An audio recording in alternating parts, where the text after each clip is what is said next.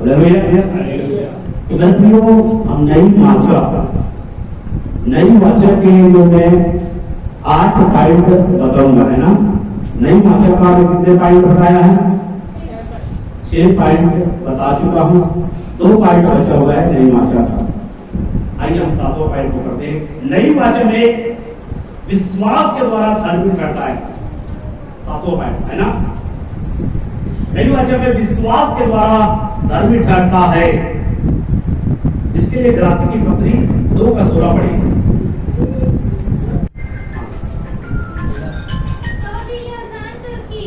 तो भी आप जानकर कि मनुष्य व्यवस्था के कामों से नहीं, क्या लिखा है? मनुष्य जो है व्यवस्था के कामों से नहीं, केवल यीशु मसीह पर केवल यीशु मसीह पर विश्वास करने के द्वारा धर्मी ठहरता है। यहाँ पे कहता है पौलुस जो है केवल विश्वास करने के द्वारा धर्मी करता है, व्यवस्था के कामों के द्वारा नहीं, व्यवस्था के पालन करने के द्वारा नहीं। क्योंकि व्यवस्था के द्वारा कोई भी धर्मी, ऐसा लिखा हुआ है, व्यवस्था के द्वारा कोई भी धर्मी नहीं। व्यवस्था के द्वारा पाप की पहचान होती है। व्यवस्था के द्वारा आप जानते हैं पाप क्या है, लेकिन व्यवस्था पवित्र है, व्यवस्था अच्छी है, लेकिन हमारा शरीर जो है निर्बल और दुर्बल होने के कारण हम व्यवस्था का पालन नहीं कर सकते। समझ में? इसका मतलब ये नहीं है कि व्यवस्था गलत है, व्यवस्था अच्छी है, व्यवस्था पवित्र है, लेकिन हम क्या है? हम क्या है? दुर्बल और निर्बल है, जो व्यवस्था का पालन नहीं कर सकते। इसलिए व्यवस्था के द्वारा कोई भी धर्मी नहीं है। इसलिए हम व्यवस्था से धर्मी नहीं, हम केवल विश्वास से धर्मी हैं। ऐसा पौलुस यहाँ पे बोल रहा है। गलाती की जितने भी कलीसिया उनको पत्री लिखते समय बता रहा है कि हम विश्वास से क्या है? धर्मी है। नई जो वाचा है हमको विश्वास से क्या कराता है? नई वाचा के द्वारा विश्वास क्या होते हैं? धर्मी ठहरते हैं मेरे प्रिय। और भी वचन पढ़ लीजिए, गलाती की पुस्तक 2 अध्याय 19 से पढ़िए 21 तक। 19 से। मैं तो व्यवस्था के द्वारा व्यवस्था के लिए मर गया, मैं तो व्यवस्था के द्वारा व्यवस्था के लिए मर गया कि परमेश्वर के लिए जीऊं, कि परमेश्वर के लिए जीऊं। मैं मसीह के साथ क्रूस पर चढ़ाया गया हूं, मैं मसीह के साथ क्रूस पर चढ़ाया गया हूँ। अब मैं जीवित न रहा, अब मैं जीवित न रहा, पर मसीह मुझ में जीवित है। अब मसीह मुझ में जीवित है। और मैं शरीर में अब जो जीवित हूँ, अब शरीर में जो जीवित हूँ तो केवल उस विश्वास से जीवित हूँ, उस विश्वास से जीवित हूँ जो परमेश्वर के पुत्र पर है, जो परमेश्वर के पुत्र पर है, जिसने मुझसे प्रेम किया जिसने मुझसे प्रेम किया और मेरे लिए अपने आप को दे दिया। और मेरे लिए अपने आप को दे दिया। ठीक है, 21 तक हो गया ना? हाँ पढ़िए। मैं परमेश्वर के अनुग्रह को मैं परमेश्वर के अनुग्रह को व्यर्थ नहीं ठहराता। यहाँ पे क्या बोल रहा है? व्यर्थ नहीं ठहराता। क्योंकि यदि व्यवस्था के द्वारा धार्मिकता होती, यदि व्यवस्था के द्वारा धार्मिकता होती तो मसीह का मरना व्यर्थ होता। यहाँ पे बोल रहा है मसीह का मरना व्यर्थ होता। व्यवस्था के द्वारा हम धर्मी नहीं ठहर सकते। यहाँ पर पौलुस का बोलने का उद्देश्य क्या था? क्योंकि बहुत सारे जो यहूदी में से, इजरायली में से जो यीशु पर विश्वास किए थे, उन लोगों का कहना था कि हमको व्यवस्था का पालन करना होगा, विशेषकर खतना का पालन करना होगा। लेकिन यहाँ पर पौलुस क्या कहता है? यहाँ पर हम व्यवस्था के द्वारा धर्मी नहीं है, हम केवल यीशु मसीह पर विश्वास करने के द्वारा हम धर्मी हैं। हमने उद्धार को, हमने उस अनुग्रह को हमने अपने कामों से नहीं पाया है, हमने विश्वास के द्वारा पाया है। तो यहाँ पर हम देखते हैं पौलुस जो है उन इजरायलियों लोगों को, जो लोगों को व्यवस्था थोप रहे थे, उनको यहाँ पे बता रहा है। और क्योंकि लोग जो है वहां पे क्या हो रहे थे? लोग जो है कंफ्यूज हो रहे थे। विश्वासी लोग क्या हो रहे थे? कंफ्यूज हो रहे थे। वास्तविकता में हमको व्यवस्था का पालन करना पड़ेगा क्या? वास्तविकता में हमको खतना कराना पड़ेगा क्या? तब पौलुस उनको जवाब देता है कि हम व्यवस्था के कामों से धर्मी नहीं ठहरे, हम केवल विश्वास के द्वारा धर्मी ठहरे। विश्वास से हम धर्मी ठहरे हैं, और विश्वास से धर्मी ठहरे हैं मेरे प्रियो, तो क्या अब हम अनुग्रह पाया है, अनुग्रह से हम धर्मी हैं, तो क्या हम पाप करते रहे? अब पौलुस ने जवाब दिया। अब कई लोगों ने प्रश्न भी किया, रोमी की पत्री जब पढ़ेंगे 6 अध्याय में, तो वहां पर अभी प्रश्न को लाया है। वहां पौलुस से प्रश्न किया, जब हमने उद्धार पाया अनुग्रह से, विश्वास से उद्धार पाए हैं, है ना, तो क्या हम पाप करते रहे? पौलुस जवाब देता है, कदापि नहीं। परमेश्वर का अनुग्रह, परमेश्वर ने जो उद्धार अपने बलिदान के द्वारा हमको दिया है, वो उद्धार हमें छूट नहीं देता कि हम पापमय जीवन जिए। पाप से बचने के लिए स्वयं यीशु मसीह ने संदेश दिया, पाप से तुम क्या करो? जब जब जो है संदेश दिया, हे स्त्री फिर से पाप मत करना। उस 38 वर्ष से जो रोगी था, जिनको चंगा किया, उनको भी बोला फिर से पाप मत करना, कहीं बड़ी विपत्ति में तुम न फंस जाओ। परमेश्वर का अनुग्रह हमको पाप करने की छूट नहीं देता। इसलिए पौलुस बड़े हियाव के साथ बोलता है, अगर हम व्यवस्था के द्वारा धर्मी नहीं ठहरे, विश्वास के द्वारा धर्मी ठहरे, इसका मतलब ये नहीं है कि हम पाप करें, परंतु पाप से बचे। पाप से हमको बचने के लिए बाइबल हमको सिखाता है, हे बालकों तुम पाप, यूहन्ना क्या कहता है? हे बालकों तुम पाप ना करो। यदि चौकसी कर रहे हो, फिर भी अगर पाप हो जाता है तो परेशान मत हो। यीशु मसीह का लहू है जो हर एक अधर्म को क्या करता है? शुद्ध करता है। इस प्रकार से यूहन्ना जवाब देता है, पाप होता है, परेशान होने की जरूरत नहीं है। यीशु मसीह का लहू है जो हर एक अधर्म को क्या करता है? शुद्ध करता है। लेकिन भर्सन क्या करो? पाप से बचने का, पाप से बचो। ये बाइबल हमको सिखाती है। और अगर व्यवस्था ना होता तो हम पाप को नहीं जानता। अब देखो, पवित्र आत्मा नई वाचा में पवित्र आत्मा हमको दिया गया, ठीक है? तो पवित्र आत्मा क्या पाप करने के लिए कहेगा? क्या पवित्र आत्मा पाप करने के लिए कहेगा? क्या पाप कर ऐसा करके नहीं कहेगा मेरे प्रिय। पवित्र आत्मा को पाप करने के लिए आत्मा के चलाए आपको चलना है। पवित्र आत्मा इसलिए दिया है ताकि उसके चलाए आपको चलना है। आप विश्वास के द्वारा धर्मी है, और पवित्र आत्मा आपको क्या करेगा? चलाएगा। तो यहाँ पर हमने देखा कि पौलुस जो है स्वयं बता रहा है कि हम केवल विश्वास से क्या है? धर्मी है। गलाती पुस्तक 5 का 4 और 6 पढ़िए। 4 पढ़ना और उसके बाद 5 को न पढ़ के 6 पढ़ना। तुम जो व्यवस्था के द्वारा धर्मी ठहरना चाहते हो, यहाँ पे जवाब है, तुम जो व्यवस्था के द्वारा धर्मी ठहरना चाहते हो, मसीह से अलग और अनुग्रह से गिर गए हो। यहाँ पे बता रहा है मसीह से क्या हो गए हैं? जो व्यवस्था के द्वारा जो धर्मी ठहरना चाहता है मेरे प्रियो, व्यवस्था के द्वारा जो धर्मी बनना चाहता है, वो मसीह से अलग हो गए। मसीह यीशु में न खतना और न खतना रहित कुछ काम का है, परंतु केवल विश्वास जो प्रेम के द्वारा प्रभाव डालता है। केवल विश्वास जो प्रेम के द्वारा क्या डालता है? प्रभाव डालता है। 6 पॉइंट है ना, केवल विश्वास। यहाँ पर विश्वास को स्थान दिया गया। हम विश्वास से क्या है? धर्मी ठहरे हैं। और अगर व्यवस्था के कामों से अगर धर्मी बनना चाहोगे, व्यवस्था के कामों से अगर धर्मी ठहरना चाहोगे, तो तुम मसीह से क्या हो गए हो? अलग हो गए और अनुग्रह से गिर गए। तो यहाँ पर नई वाचा में हम विश्वास के द्वारा क्या कहते हैं? धर्मी ठहरे। नई वाचा में विश्वास के द्वारा धर्मी कहते हैं। रोमियो की पत्री 3 अध्याय 20 से 25 तक पढ़ते हैं। क्योंकि व्यवस्था के कामों से कोई भी प्राणी उसके सामने, मतलब परमेश्वर के सामने धर्मी नहीं ठहरेगा। हाँ, इसलिए कि व्यवस्था के द्वारा, देखो यहाँ पर लिखा हुआ है, पाप की पहचान होती है। व्यवस्था के द्वारा क्या की पहचान होती है? पाप की पहचान होती है। हाँ, अब व्यवस्था से अलग परमेश्वर की वह धार्मिकता प्रकट हुई है। देखो, व्यवस्था से अलग परमेश्वर की वह धार्मिकता प्रकट हुई है, जिसकी गवाही व्यवस्था और भविष्यद्वक्ता देते हैं। देखो, जिसकी गवाही कौन देता है? व्यवस्था में भी दिया गया है और भविष्यवक्ताओं के द्वारा भी दिया गया है।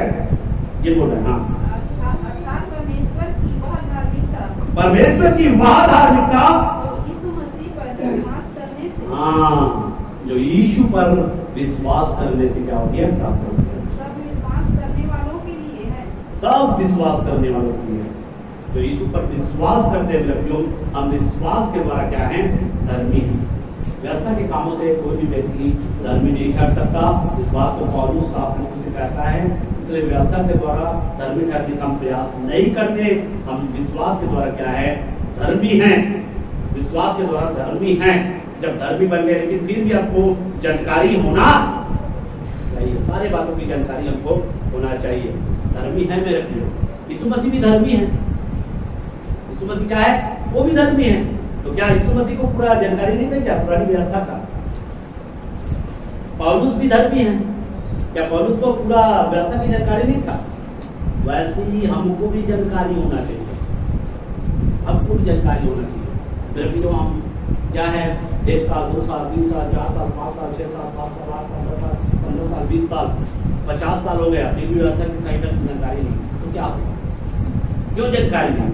50 साल से मेरे प्रियो बाइबल 50 बार पढ़ा जा सकता है। 1 साल में 1 बार पढ़ेगा, गंभीरता से पढ़ेंगे तो मेरे प्रियो 50 साल में एक पूरा बाइबल जो है पूरा पढ़ लेगा। मेरे प्रियो, आप भी हो सकते हैं, पूरी जानकारी आपको हासिल हो जाएगा। अभी 16 साल, मेरे को 16 साल हो रहा है, 16 साल में इतना हो रहा है। 25-20 साल में मेरा प्रचार करने का तरीका, संदेश देने का तरीका और भी चेंज हो जाएगा। जब 20 साल होगा, 25 साल में अलग हो जाएगा, 25 साल में अलग जानकारी होगा मेरे पास। इसलिए बाइबल बताती है, हम अंश करके, एक बार में नहीं, कोई भी व्यक्ति एक बार में जो है परिपूर्ण नहीं होगा। अंश करके परमेश्वर के स्वरूप का गिरदौर में ठहरेगा। अंश करके एक बार में कोई नहीं ठहरेगा, उसके लिए आपको समय लगेगा। मेरे बच्चे एकदम से बड़ा नहीं हो जाता। बच्चा क्या होता है, धीरे धीरे बढ़ता है, धीरे धीरे चलना शुरू करता है, धीरे धीरे ज्ञान बुद्धि में बढ़ जाता है। वैसे ही अगर आप इसको ध्यान देंगे, आप भी क्या हो जाएंगे, अंश करके बढ़ते चले जाएंगे। और उसके बाद में जब सियाना हो जाएंगे तो मेरे प्रियो आपको कोई कंफ्यूज नहीं करेगा। बालक रहेंगे तब लोग कंफ्यूज करेंगे, बालक में आपको कंफ्यूज करें। छोटे बच्चों को वहाँ हाथी आया था, फट से विश्वास कर लेगा, ये आया था, फट से विश्वास करेगा। बालक है ना, सोचने समझने की शक्ति नहीं है ना। आप कहेंगे गांव में बीच में मतलब हवाई जहाज उतर आया है, फट से विश्वास कर लेंगे, करेंगे कि करेंगे? वहां पे आया ऐसा करेंगे, हवाई जहाज वहां पे उतरा है, फट से विश्वास कर लेंगे। क्यों? लेकिन सियाना होने के बाद में जिसके पास समझ होती है, वो फट से पकड़ लेगा, यहाँ हवाई जहाज उतर ही नहीं सकता, यहाँ हवाई जहाज उतर ही नहीं सकता। ऐसी जगह पे थोड़ी उतर जाएगा हवाई जहाज। लेकिन बच्चे लोग फटाक से पकड़ लेंगे, हाँ माफ करा, चले जाएगा। तो मेरे प्रियो, उसी प्रकार से बालकपन रहेंगे, जब बालक रहेंगे तो कोई भी आपको क्या करेगा, कंफ्यूज करेगा। लेकिन जब आप सियाना हो जाएंगे, मतलब लेकिन अगर ऐसा नहीं कि उम्र में सियाना, इसकी जानकारी में सियाना होंगे तब। उम्र से तो होंगे ही, कोई दिक्कत नहीं है, लेकिन इसके जानकारी में भी आपको सियाना बनना है, तब आपको कोई भी व्यक्ति आपको कंफ्यूज नहीं करेगा। आप पकड़ लेंगे, कोई भी मिस्टेक प्रचार करेगा ना, फट से आप पकड़ेंगे। मैं भी आपको संदेश दूंगा ना, फट से पकड़ेंगे। क्यों? क्योंकि आपको उनकी जानकारी हो जाएगी। जिस दिन पूरी जानकारी हो जाएगा, आप फट से आप पकड़ लेंगे। जैसे कि अभी हम पकड़ लेते, उसका सुन लिए, मेरा सुन लिए, उसका सुन लिए, इसका कब सुनोगे? इसको घर में रख दिए, इसको घर में रख दिए, और उसका सुन रहा है, उसका सुन रहा है, इसका सुन रहा है। अगर इसको अगर सुनना स्टार्ट कर दिए तो आपको कोई कंफ्यूज नहीं करेगा, नहीं तो लोग कंफ्यूज करेगा, कंफ्यूज हो जाओगे। इसको ज्यादा सुने, लोगों का सुने, सुनने के मना नहीं, आप लोगों का सुने, लेकिन इसका अगर ज्यादा सुनोगे तब आप क्या करोगे, परखोगे, उसको समझोगे, ये मिस्टेक पर क्या कर रहा है। इसलिए कि सबने पाप किया है, सबने पाप किया, परमेश्वर की महिमा से रहित है। यहाँ पे बोल रहा है परमेश्वर की महिमा से क्या हो गया, अलग हो गया।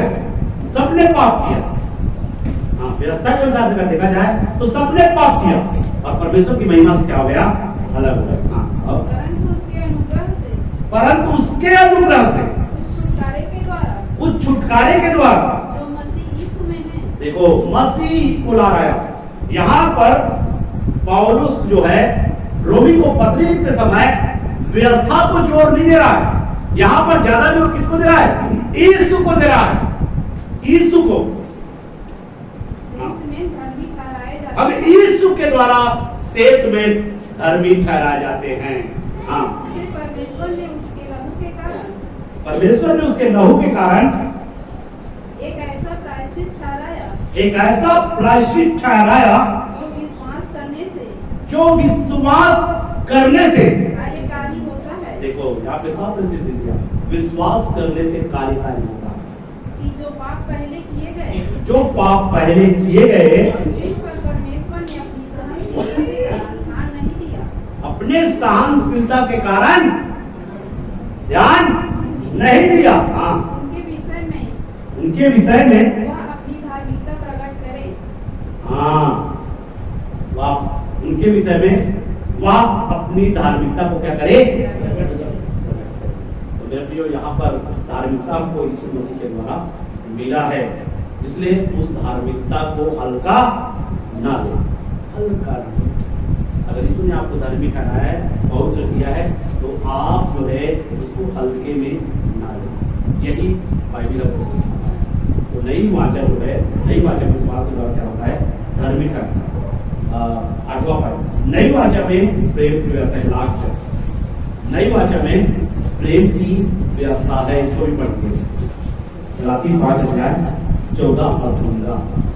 क्योंकि सारी व्यवस्था क्योंकि सारी व्यवस्था इस एक ही बात में पूरी हो जाती है, एक बात में पूरी हो जाती है, तू अपने पड़ोसी से अपने समान प्रेम रख, तू अपने पड़ोसी से अपने समान प्रेम रख। अपने समान प्रेम रख। पर यदि तू एक दूसरे को दान यहाँ पर बोला है तू अपने समान प्रेम रख, अपने पड़ोसी से अपने समान प्रेम रख। तुम्हारा पड़ोसी कौन है? यीशु मसीह के पास में प्रश्न है। यीशु मसीह एक दृष्टांत दिया, तुम्हारा पड़ोसी कौन है? पड़ोसी और पड़ोसी या पैरोसी, पड़ोसी और एक पैरोसी। पैरोसी, पड़ोसी और पड़ोसी में फर्क है कि नहीं? पड़ोसी और क्या बोलते हैं जो उड़ जाता है उसको? पैरोसी। तो पड़ोसी से प्रेम कर अपने समान, पड़ोसी क्या हो जाएगा? उड़ जाएगा। तुम्हारा पड़ोसी कौन है? एक दृष्टांत दिया गया। एक व्यक्ति जा रहा था, डाकुओं ने उनको घेर लिया, उनको मार कर अधमरा कर दिया। फिर वहां से एक याजक आया, याजक जो कल्टी मारकर चला गया, देखा। उसके बाद एक और आया, वो भी कल्टी मारकर चला गया। उसके बाद में एक और व्यक्ति आया और वो उसको देखा, उस पर तरस खाया, उस पर रहम किया और उनका इलाज पानी जो भी कराया और जो भी उसके इलाज में लगा उसको देने का वायदा किया। तब उसको बोला कि जो व्यक्ति जख्म था उसका पड़ोसी कौन है तीनों में से? तब वहां पे उत्तर मिल गया, जिसने उनकी मदद किया वो क्या है? पड़ोसी।